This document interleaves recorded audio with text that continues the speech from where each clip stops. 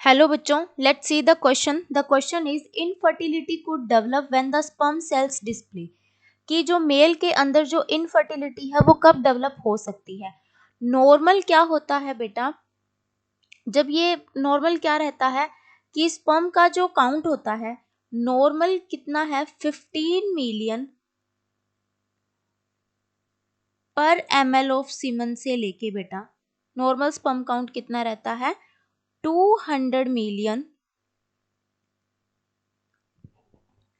पर ml of semen रहता है. ठीक है, नॉर्मल स्पर्म का काउंट रहता है बेटा ये. ठीक है, तो अगर अब इससे 15 मिलियन से अगर बेटा कम हो जाता है तो मेल के अंदर इनफर्टिलिटी आ जाती है. ठीक है, तो यहाँ पे चलो अब हम ऑप्शंस देखते हैं. क्या बोल रहा है, अकाउंट ऑफ 120 मिलियन पर ml ऑफ सीमन.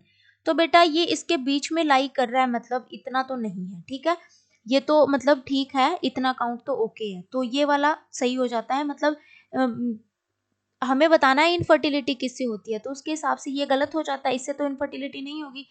बी आ जाता है इंक्रीज्ड एक्रोसोमल एक्टिविटी, इससे भी इनफर्टिलिटी के कोई मतलब चांसेस नहीं होते बेटा.